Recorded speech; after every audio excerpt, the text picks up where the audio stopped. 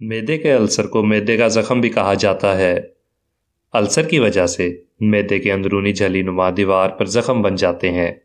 मैदे में बनने वाले एसिड की वजह से इन जख्मों का सामना करना पड़ता है, जो कि इंतहाई तकलीफदा साबित हो सकते हैं। मैदे की अल्सर की सबसे आम वजह एच प्लोरी है, जो कि एक बैक्टीरियल इन्फेक्शन होती है। इस बीमारी की दूसरी वजूहात में जहनी तनाव, अल्कोहल और मखसूस अद्वियात का इस्तेमाल शामिल है। अल्सर के इलाज के लिए ज़्यादातर एंटीबायोटिक्स अद्वियात इस्तेमाल की जाती हैं ताकि मैदे में बनने वाले एसिड की मिकदार को कम किया जा सके। इसके अलावा अल्सर के लिए कुछ घरेलू इलाज भी नहायत मुफीद साबित होते हैं। मैदे के अल्सर का इलाज। मंदरजा झेल इलाज मैदे के अल्सर के लिए मुफीद साबित हो सकते हैं। बंद गोभी का जूस।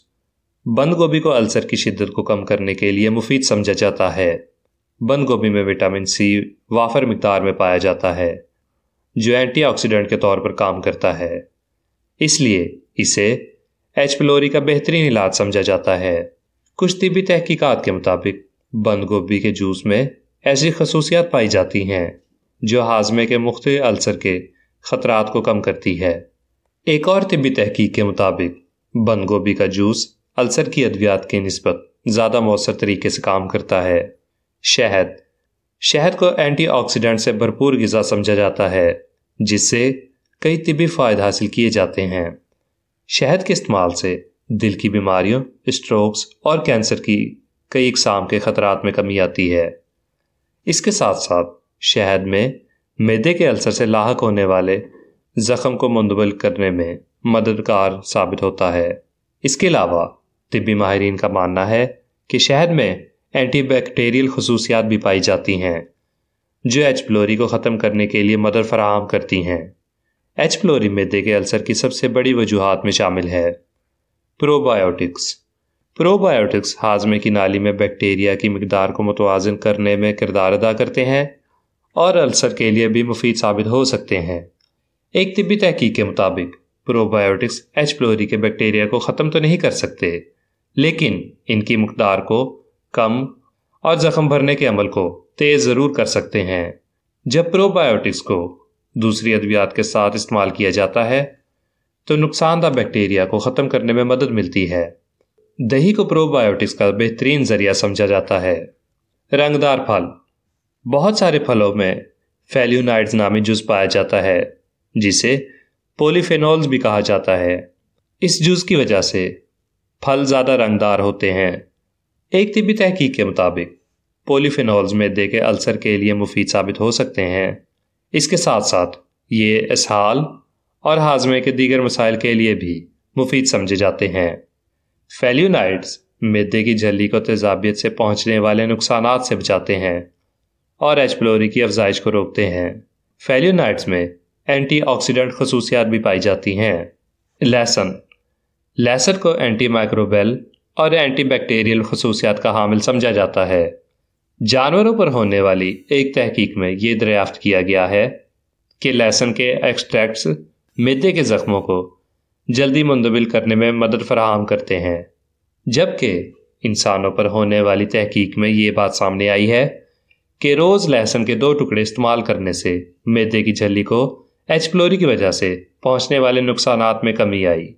हल्दी को ज़्यादातर हिंदुस्तान और जनूबी एशियाई ममालिक में हल्दी को रिवायती इलाज के तौर पर इस्तेमाल किया जाता है।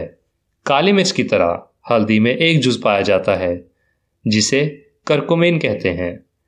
तिब्बी माहिरीन के मुताबिक करकुमिन में एंटीऑक्सीडेंट और सोजिश को कम करने वाली खसूसियात पाई जाती हैं, जो मैदे के अल्सर के लिए मुफीद साबित हो सकती हैं। कैरनबेरी एक्सट्रैक्ट्स को पेशाब की नाली के इन्फेक्शन के इलाज के लिए इस्तेमाल किया जाता है। इन्हीं खसूसियात की बिना पर कैरनबेरी को एच पिलोरी की अफजाइश रोकने के लिए भी इस्तेमाल किया जा सकता है, जो कि मैदे के अल्सर की वजह बनता है।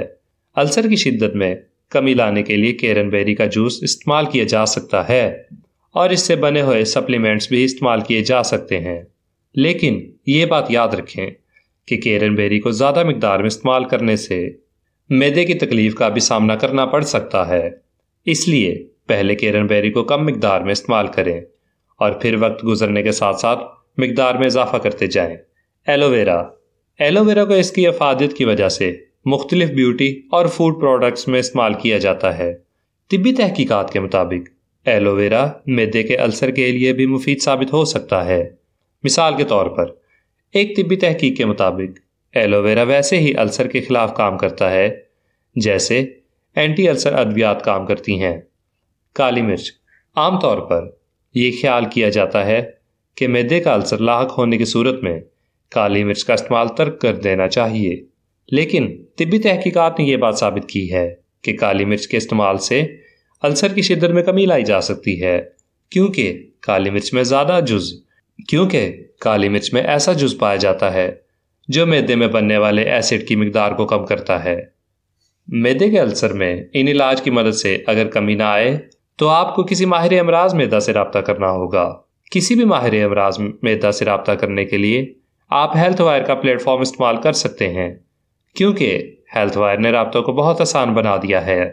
بہت سے لوگ براہ راست کچے لہسن کے جوے کھانے پسند نہیں کرتے، بالخصوص صبح کے وقت میں جب آپ کا معدہ خالی ہوتا ہے۔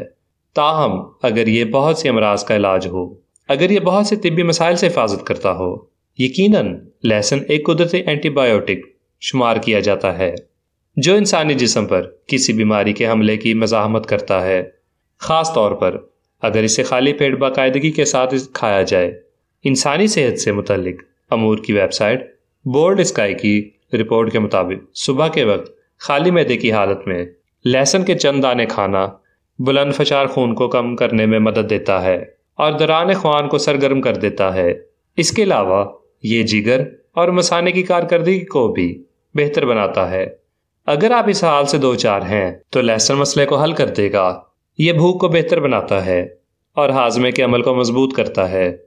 لہسن کا استعمال انسان کے اعصابی نظام کو تقویت دیتا ہے اور دباؤ کے احساس کو کم کرتا ہے۔